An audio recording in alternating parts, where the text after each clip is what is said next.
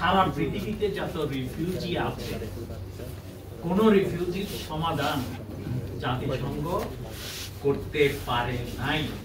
কিন্তু বাস্তবতা হলো মায়ানমারের বড় বাণিজ্যিক অংশীদার হলো ইন্ডিয়া, মায়ানমারের বড় বাণিজ্যিক এবং সামরিক অস্ত্রের যোগানদার হলো চীন, মায়ানমারের সবচেয়ে বড় সামরিক অস্ত্রের যোগানদার হলো রাশিয়া।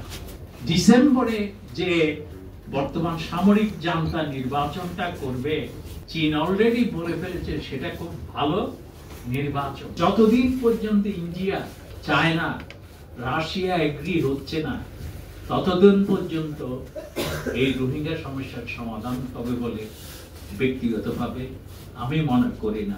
অনেক ইউএন এবং আইনজীবী তারা নিজেরা প্রকল্প বাস্তবায়ন করছে ক্যাম্পে, কিন্তু সেইটা যদি এটা তারা না করে স্থানীয় এনজিওদের মাধ্যমে করা হয় তাহলে সেইটা খরচ আরো কমবে। সেক্ষেত্রে আমরা বলেছি যে অন্তত 50% তহবিল যদি সরাসরি লোকাল এনজিওদেরকে দেওয়া হয় বা ন্যাশনাল এনজিওদেরকে দেওয়া হয়, সেই খরচটা অনেক কমবে। কার কাছে কতটুকু তহবিল আসছে এবং কোন খাতে ব্যয় করেছে, এই জন্য একটা সমন্বিত একটা ড্যাশবোর্ড দরকার। আমাদের ফিলোসফিটা একটু ভিন্ন। আপনি যে প্রশ্নটা করেছেন এটা সম্পূর্ণ পলিটিক্যালি একটা বিষয়।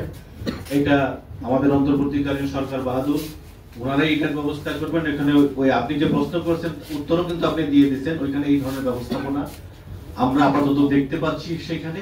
কিন্তু এই বিষয় নিয়ে আমরা আজকে কথা বলবো না, হয়তো অন্য একদিন বলবো। আজকে আমাদের মূল বিষয়বস্তু যেটা, সেটা আরেকটু বলি। আমাদের নির্বাহী প্রধান এবং আজকে সভাপ্রধান তো অবশ্যই বলেছেন একটা জিনিস দেখেন, এখানে কিন্তু মর্যাদার একটা বিষয় আছে। আপনারা খেয়াল করেছেন কিনা 30% এবং আমাদের প্রেজেন্টার 30% এবং 70% এর বিষয়টা বলেছে।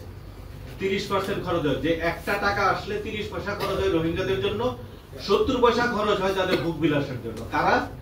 আইএনজিও, যারা ওইখানের যারা কর্মকর্তা আছেন তারা বিশাল বিশাল গাড়ি নিয়ে, তাদের এয়ার কন্ডিশন, তাদের ইন্টারন্যাশনাল 5 স্টার হোটেল, নানান ধরনের এখানে তাদের অফিস আছে, যত ধরনের ভোগ বিলাসের যাবতীয় কিছু আছে সব তারা ব্যয় করে। আসছে রোহিঙ্গাদের জন্য। আমার সরকার, আপনার ট্যাক্সের টাকা কেন রোহিঙ্গাদের পিছনে আমরা খরচ করবো?